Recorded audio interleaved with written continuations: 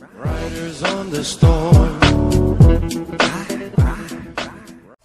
Bom dia, boa tarde, boa noite, boa madrugada, toda hora é hora de estudar. Vamos estudar hoje mais um pouco, galera. Não se esqueça que não podemos parar, as provas do Enem não param, as provas dos concursos não param e temos que continuar garantindo nosso espaço, continuando com os nossos estudos. Não vamos ficar para trás, vamos ficar na frente. Vamos para a correção hoje, tá? Dos exercícios de análise do tema 1, correto? Vamos lá. Começa com o seguinte, são 3 textos iniciais, tá? Coloca assim: observe o tema a seguir, retirado da prova da Unesp. Vamos brincar com a Unesp? E responda as questões propostas. Vamos brincar com prova de São Paulo.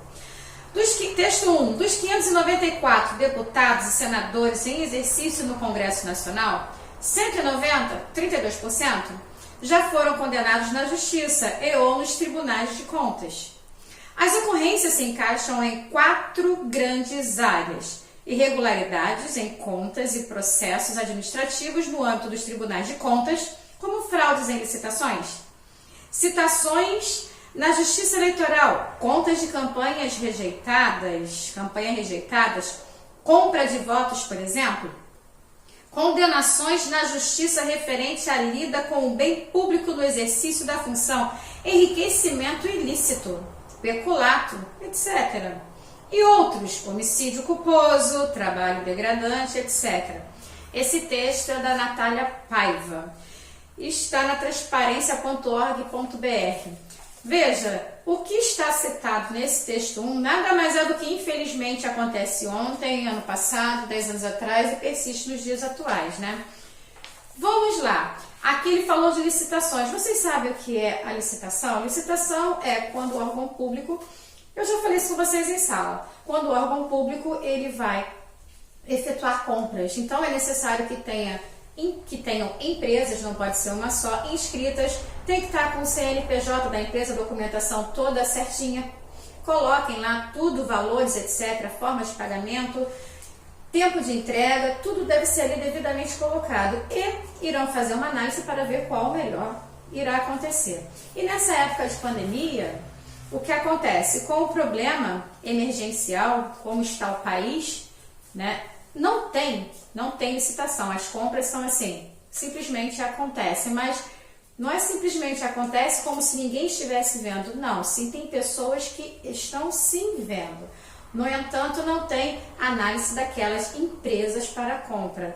Isso daí é uma matéria que eu gosto de trabalhar na sala de aula com vocês com debate, até porque, né, essa é uma turma onde eu tenho bastante família política, né? Tem bastante pessoal que vive a política, né? Então é bom conversar isso com vocês na sala.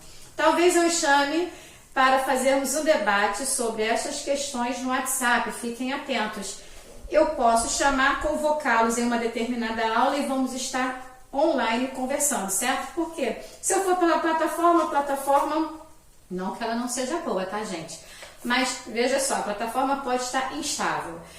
Alguns podem não conseguir acessar. E o WhatsApp, eu sei que eu posso e consigo fazer um debate com vocês, certo? Então é possível que eu marque um dia para nós debatermos todos juntos. Eu marco o horário de início e término. Falarei com todos ao mesmo tempo, certo? Mas é escrevendo, tá? Eu vou lendo e vou respondendo e vou questionando, mas ainda como se nós estivéssemos na sala. Ok? Então veja, aqui ele coloca tudo que não funciona. Literalmente hoje, isso aqui é extremamente visto, né? Falando dos deputados do Congresso Nacional, só faltou falar da Corte. Aí vamos lá. As ocorrências se encaixam em 4 grandes esferas: irregularidades em contas e processos administrativos no âmbito dos tribunais de contas. É o TCU, né? A União. Vocês estão vendo isso por aí, né? Vocês estão ligados nos noticiários, minha turma.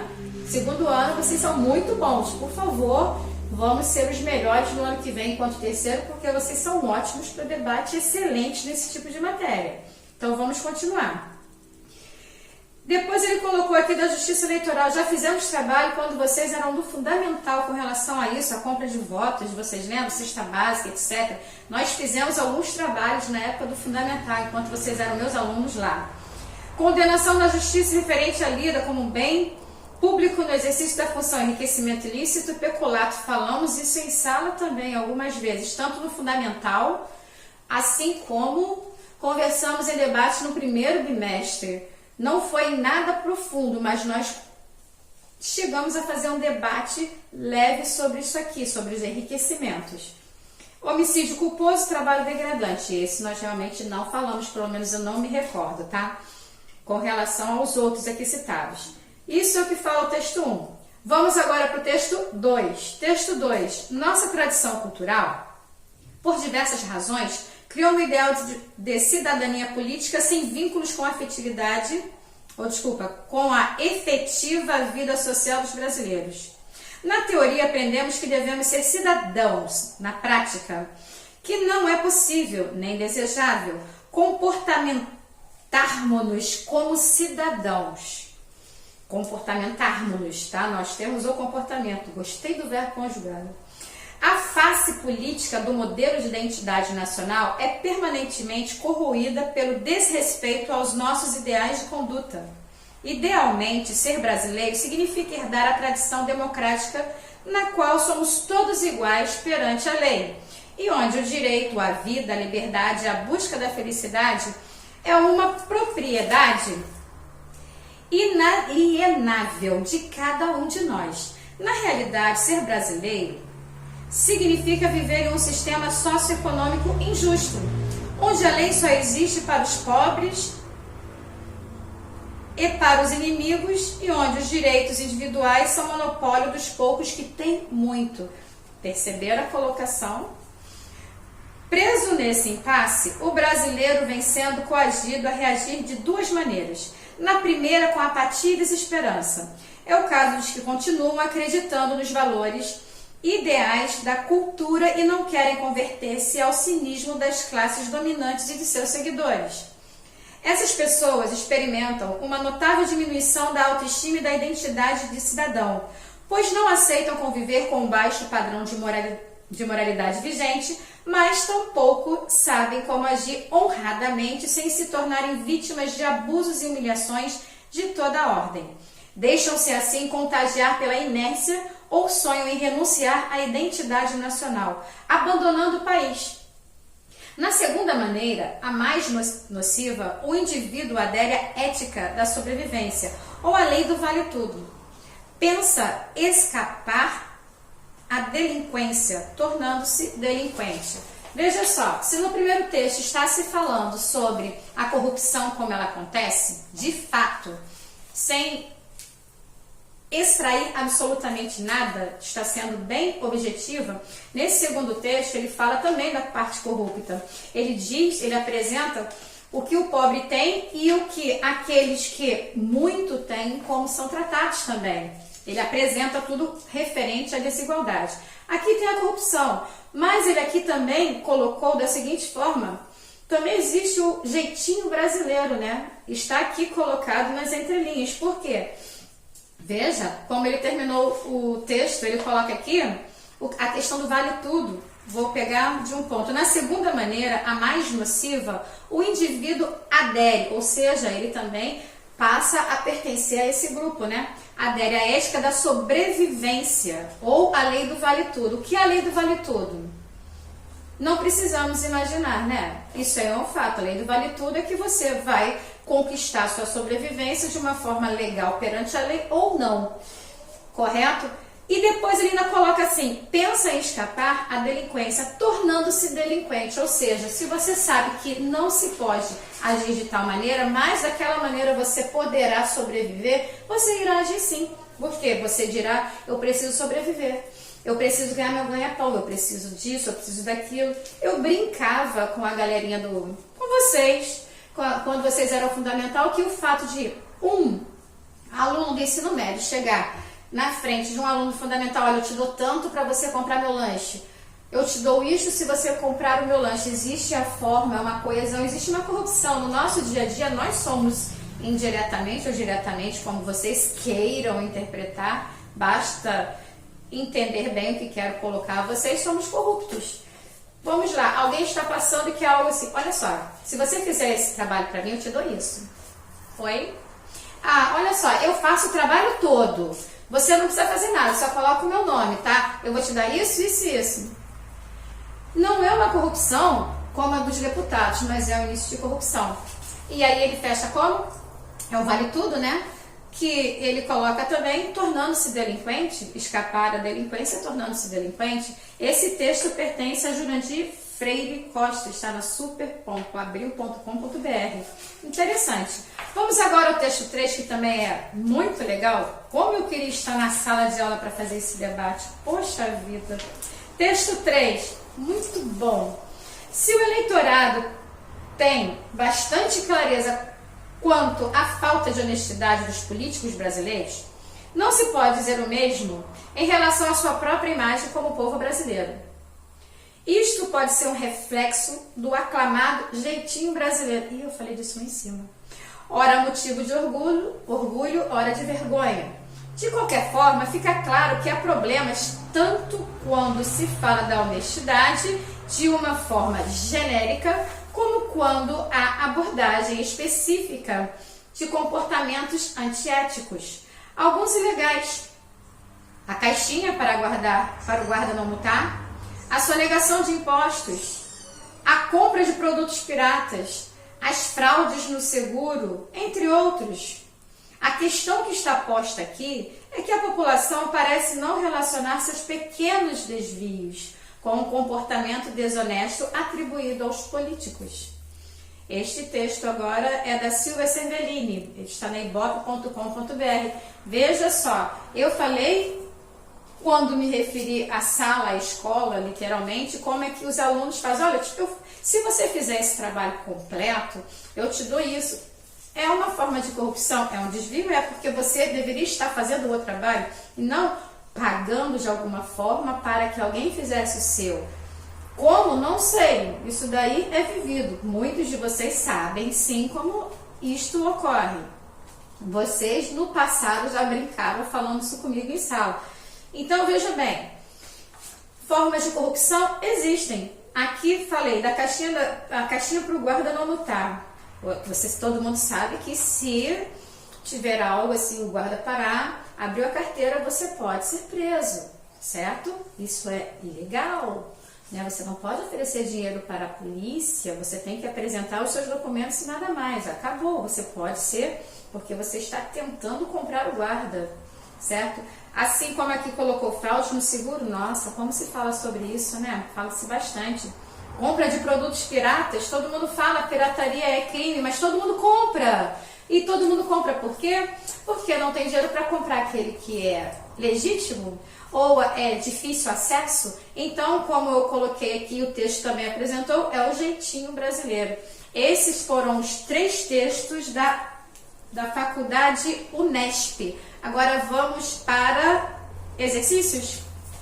O primeiro coloca o seguinte: com base nos textos apresentados em seus próprios conhecimentos, escreva uma redação de gênero dissertativo, empregando... Opa, galera, eu quero essa redação.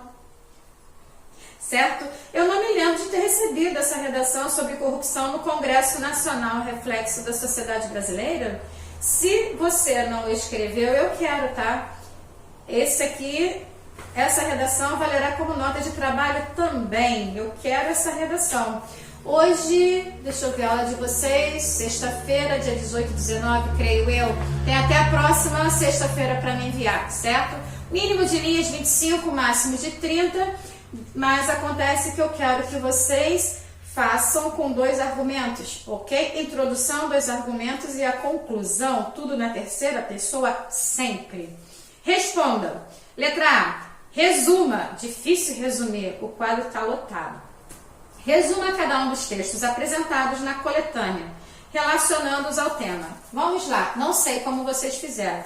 Eu já fiz um resumo durante a leitura, faço com vocês o resumo, faço a interpretação, leio, resumo, interpretando para vocês. Depois eu jogo para o quadro. Vocês sabem que não tem que ser idêntico ao quadro. A língua portuguesa não é decoreba, você não tem que estar idêntico, desde que você chegue ao mesmo objetivo, ao mesmo fim, no mesmo caminho, a sua resposta está certa, ok? Cuidado com a linguagem que tem que trabalhar com a formal. Você é aluno que vai para o vestibular para concursos, então trabalhe sempre com a linguagem formal, sem gírias e sem abreviações, por favor. E respostas completas ao máximo possível. Aqui colocado, olha só, o texto apresenta estatísticas que comprovam a relação entre corrupção e política. Fato, tanto é que lá ele coloca até a porcentagem, que está aqui no texto. Ele colocou 594 deputados e mais abaixo, falando do Congresso Nacional, 190 a 32%. Né? Já tem a estatística. Lembra que eu falo que vocês devem trabalhar com argumentos que sejam de autoridade, que sejam verdadeiros, cuidado com os fakes, né? Sejam os argumentos verdadeiros. Quanto mais dados verdadeiros você apresentar, melhor será o seu argumento? Pois bem, comprovam a relação entre corrupção e política, legitimando a discussão proposta, que é aqui que eles apresentam. O texto 2 aponta o distanciamento entre as ideias da cidadania política e a vida social dos brasileiros, mostrando que isso provocaria dois tipos de reação: a desesperança, que se traduz na sensação de falta de representatividade, quem representa, né? E na impotência diante do baixo grau de moralidade. E a aderência, eu chamei mais atenção a a lei do vale tudo, que se traduz na aceitação da delinquência. Você não precisa colocar todos eles, tá? Mas se você trabalhar muito bem, não tem problema. Porque eu, ao falar para vocês, eu trabalhei mais com a lei do vale tudo e a aceitação da delinquência. Mas veja só, eu trabalhei e eu fui justificando. É um resumo daquilo que tem acima. Eu não havia falado sobre a desesperança e a tradução, no caso, da sensação da falta de representatividade. Mas aqui ele também coloca por quê? Onde ele apresenta, preso nesse impasse, deixa eu ver, é o primeiro, segundo, terceiro parágrafo. Preso nesse impasse, o brasileiro vem sendo coagido a reagir de duas maneiras. Então ele coloca, na primeira, com apatia e desesperança. É o caso dos que continuam acreditando nos valores ideais da cultura e não querem converter-se ao cinismo das classes dominantes e a seus seguidores. É essa apresentação aqui, certo? Dando seguimento aqui, essa percepção de tudo que está acima descrito, é claro, é fundamental para entender as consequências da relação explicitada pelo texto 1, que o texto 1 está falando do Congresso Nacional, o texto 1 ele fala do Tribunal de Contas, o texto 1 ele fala sobre a Justiça Eleitoral também, correto? E tudo está interligado, porque os três textos somados estão falando sobre o mesmo assunto no seu final, só que cada um de uma forma diferenciada. O texto 3 evidencia que, embora reconheça a corrupção dos políticos, o povo não consegue fazer o mesmo em relação aos próprios atos. Lembra que eu falei, exemplifiquei com a sala de aula, os alunos fila, etc., trabalhos, né? O que, de certa forma, dá pistas de um caminho que pode ser adotado como tese. Você pode adotar como tese para sua dissertação, certo? No final das contas, estou falando aqui literalmente sobre corrupção e política, sem exceção. E a cidadania também, é claro. Essa toda é a questão 1A. Agora, para a questão 1B da Unesp, indique possibilidades de encaminhamento da dissertação a ser produzida. Coloquei aqui para vocês. Não se trata de questionar se existe ou não corrupção na política, ou de evidenciar como ou por que ela ocorre. O que se propõe é a discussão sobre a relação entre a corrupção no Legislativo Nacional e as características da sociedade brasileira. Nesse sentido, é preciso enxergar uma relação que pode ser tênue, suave, né? Ou profunda entre esses dois agentes. Como debatemos isso aqui em sala de aula em tantos anos, né? Falando da política, como ela é trabalhada, a quem ela auxilia mais. Falamos muito sobre isso. Vocês lembram dos trabalhos realizados comigo em sala? Isso aqui, voltei, gente. Olha só, essa matéria está de volta comigo também. Como eu queria estar na sala. Meu Deus, parece até um disco arranhado, mas saudade de poder conversar isso aqui. O debate já ferver, ia ser maravilhoso. Relação entre a corrupção no Legislativo e, claro, que eu iria falar sobre a atualidade. Vocês bem sabem disso, né? Eu ia chegar pela Suprema Corte também, né? Que é o STJ. Correto? Porque, olha, isso aqui tá uma festa. Não que atualmente nós tenhamos problemas com relação ao presidente. Não estou sendo favorável nem contra. Até porque, na parte de corrupção, o presidente atual, ele não está sendo tão... não é nem tão, gente, ele não tem nada apontando para ele, mas tem pro filho dele não é ele, mas é filho, ele é o presidente a princípio até agora não vejo. Se vocês pararem para analisar nos anteriores, nossa, como tinha, né? Então veja, esse talvez seja um dos problemas dele para alguns lá dentro, né? Não sei. Cada um tem seu ponto de vista e no que se refere à política, com uma turma que eu tenho muitos políticos, isso só presencial porque nessa hora eu me calo, senão fica sem graça, certo? Questão 2, vamos para a Universidade Federal de Juiz de Fora, Minas Gerais. Vamos brincar agora com a UFJF. Aqui tem uma charge que tem 3 quadrinhos, vou dizer para vocês o primeiro. Em cima está dizendo assim, em busca da independência. Primeiro quadrinho, tem uma menina, uma mulher, vou adiantar que tem 30 anos, que eu acabei de visualizar aqui que ela tem 30, está deitada ao telefone falando com uma pessoa. Vamos saber quem é? Oi mãe, está falando com a mãe dela, hein? Não se preocupe que eu estou ótima.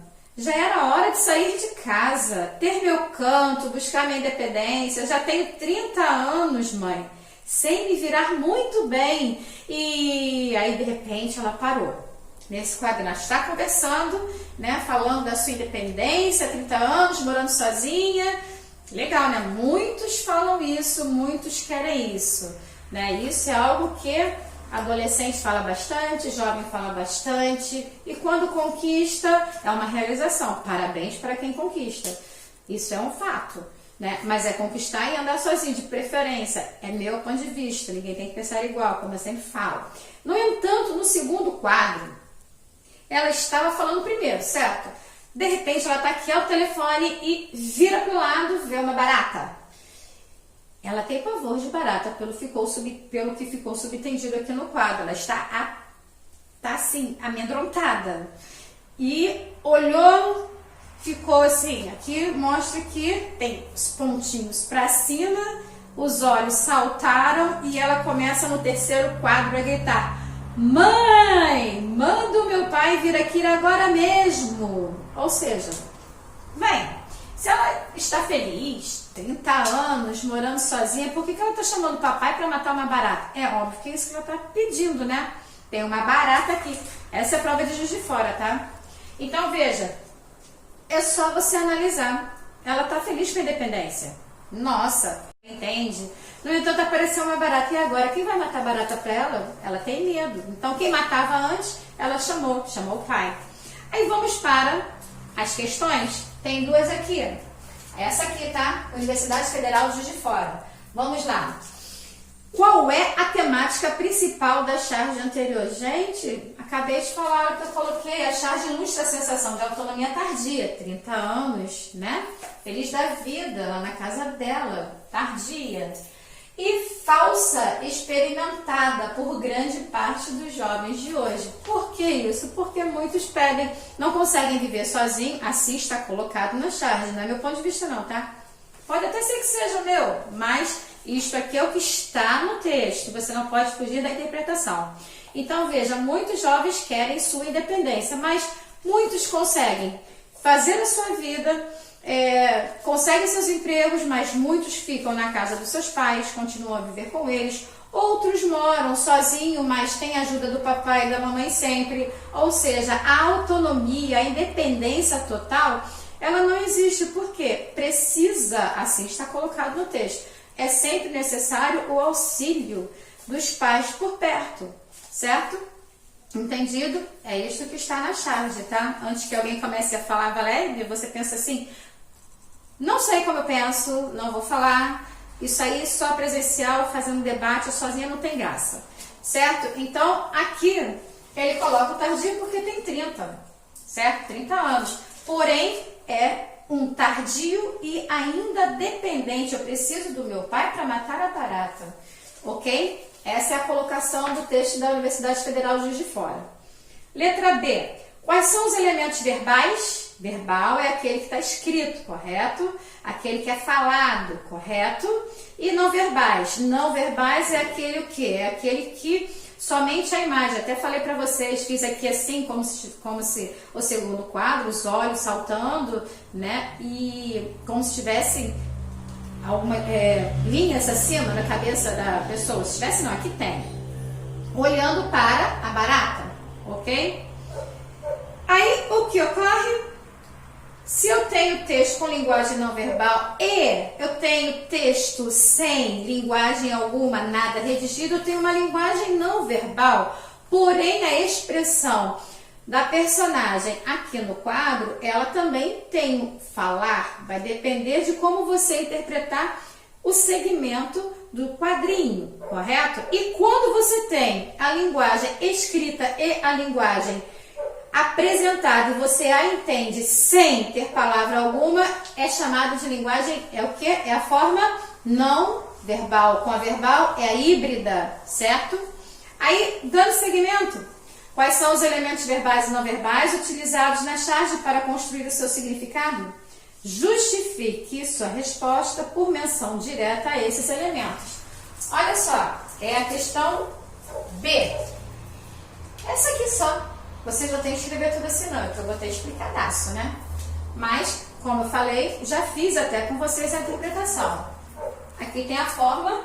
No primeiro quadro, o discurso da jovem reproduz o seu contentamento quanto ao resultado da decisão de ter saído da casa dos pais para conseguir a sua independência, pois ela acredita que está lidando bem com a nova situação.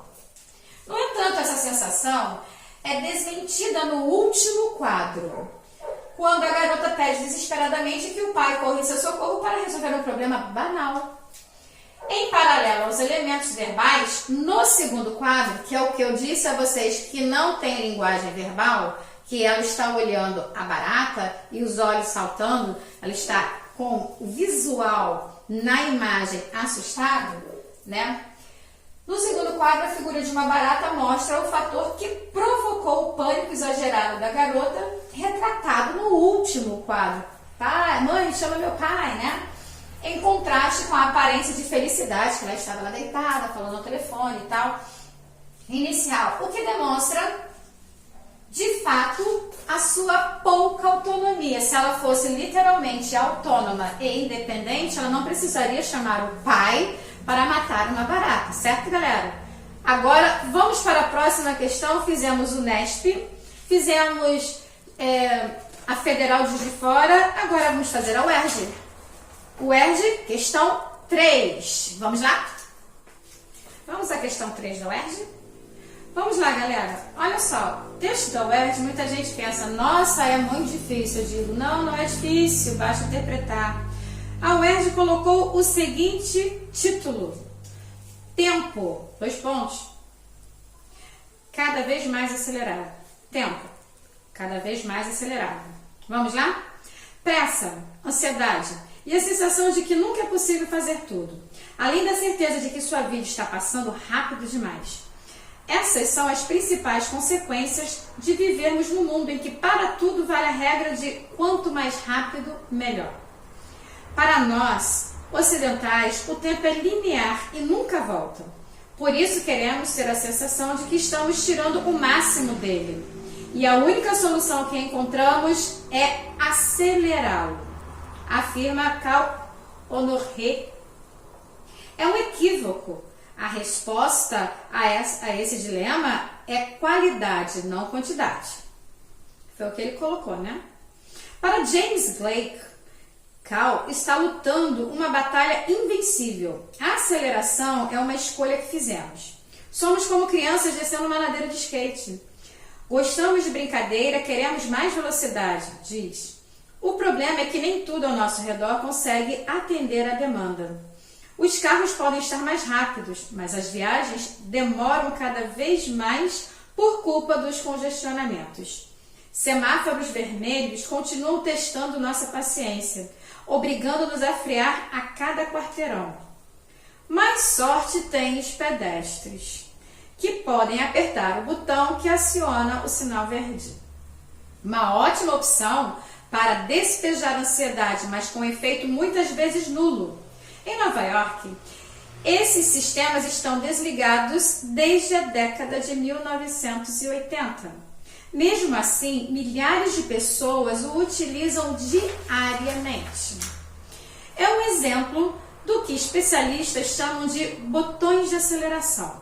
Na teoria, deixam as coisas mais rápidas. Na prática, servem para ser apertados e só.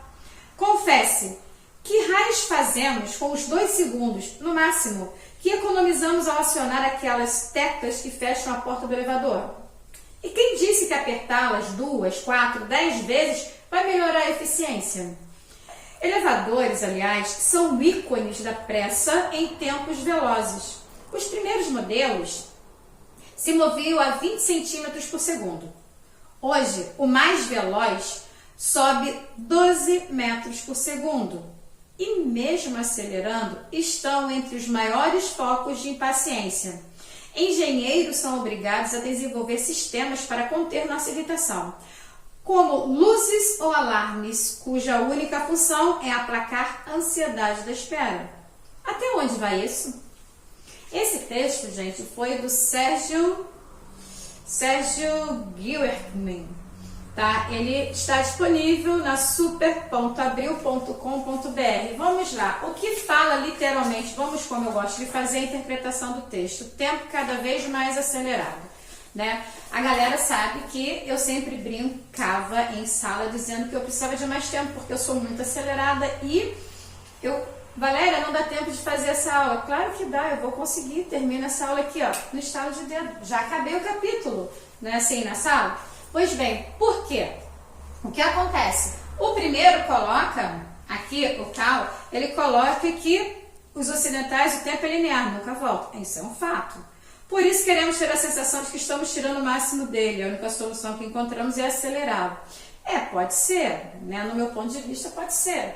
Eu tento acelerar para poder ver se sobra algum tempo, só que nunca sobra. Ou seja, no meu caso, sempre está faltando. Seja na escola, seja trabalhando em casa. Em casa, então, está faltando mais ainda. Esse é só um detalhe. Já o outro coloca, James Blake, ele coloca que é uma batalha invencível. Por quê? Ele apresenta que a aceleração é uma escolha que fizemos. Eu fico na dúvida com relação a isso. Será? O que você acha? Somos como crianças descendo uma ladeira de skate. Gostamos da brincadeira. Queremos mais velocidade. Sim, fato. Correto? Aí ele apresenta aqui os carros e o semáforo. Verdade.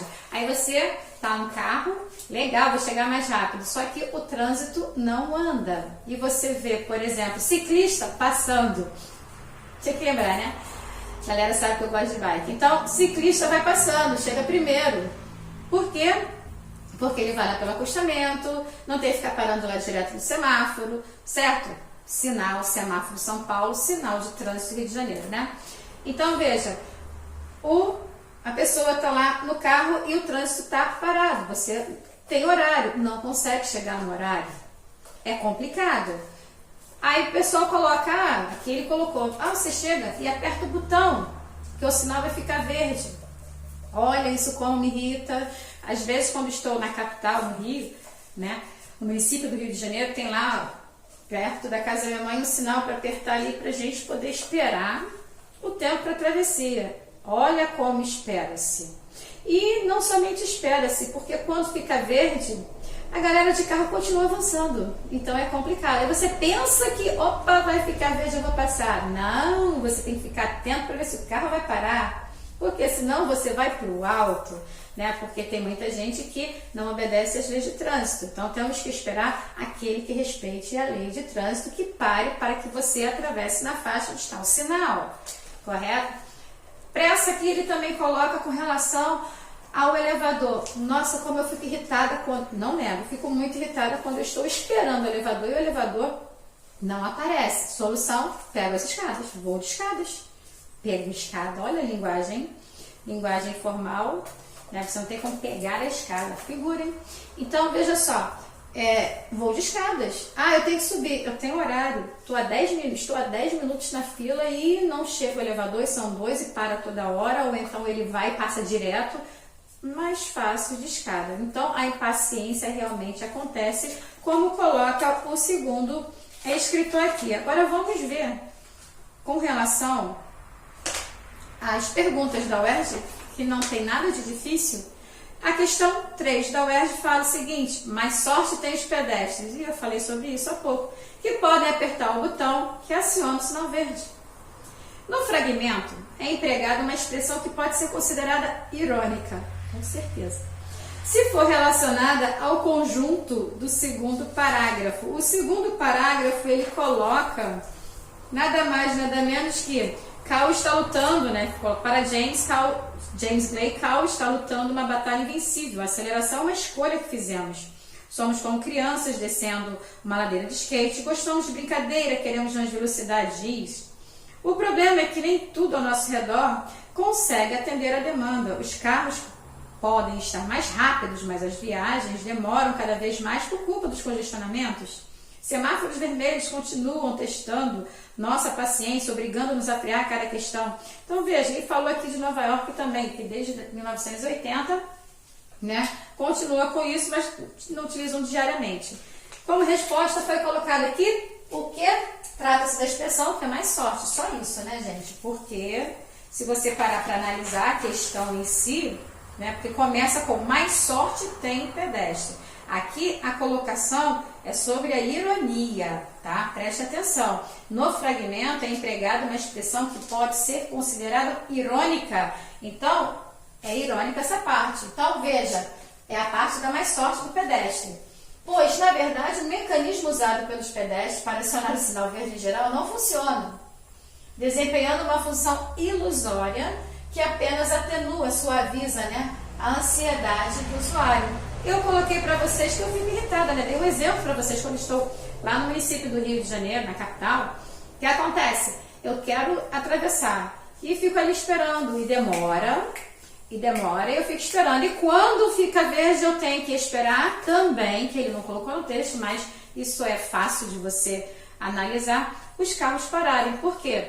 Senão terá sempre alguém que irá avançar e você não poderá passar. Se acaso isso acontecer, atropelado será. Entendido? Você tem que esperar o carro, terminei, tem que esperar o carro parar para você. Quando o carro... E detalhe, ó, nesse sinal ele tem tempo. Se você estiver machucado, olha, você vai rápido, porque senão você não chega, tá? Viu como é fácil? Nada difícil. A questão 4...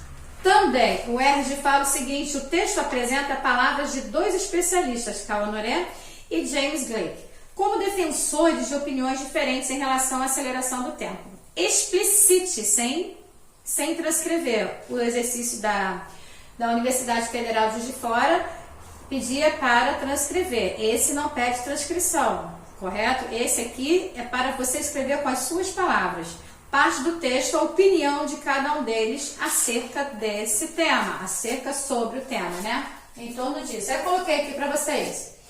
Enquanto Cal, e por acaso eu já falei também, defende o critério da qualidade no lugar da quantidade, porque muita gente tem a pressa. Se você tem a pressa, você pode pecar de alguma forma. Se você vai muito rápido, às vezes naquilo que você faz com mais calma, com mais cautela, a qualidade poderá ser superior. E quando você preza pela quantidade, a qualidade ela pode cair também, certo? Para superar os dilemas da aceleração do tempo. James Glake afirma que essa escolha já foi feita pelo homem, deixando implícito que não há o que superar. Assim, os 2 pontos de vista sobre a aceleração do tempo diferenciam de um do outro em relação à sua influência no cotidiano da sociedade moderna. Eu exemplifiquei para vocês de algumas formas que no meu cotidiano, quando estou na capital, e, por exemplo, falei também com relação ao elevador. Nossa, vocês têm paciência com o elevador? Porque eu não tenho. Se estou com pressa, eu vou de escada, porque meu tempo é micro. Eu tenho horários e o elevador não chega. Dependendo da distância, é claro, que eu tenha a subir ou a descer, é óbvio né, eu vou de escadas. Prefiro ir pelas escadas do que ter que ficar esperando o elevador, que possivelmente também irá parar em vários andares. Desta forma, me atrasando mais ainda. Espero que vocês tenham gostado da correção. Depois me fala lá, bota lá um comentário, fala lá, manda um zap. Gostei, Valéria, ficou legal. Tá? Se você discordou de alguma questão, é só me chamar no zap que a gente conversa, a gente debate, fica muito melhor. Como eu sempre falo, não tem que ficar idêntico, só tem que ter a essência, a mesma essência na resposta, certo? Galera, foi bom trabalhar esse aulão com vocês aí, saudades, até a próxima!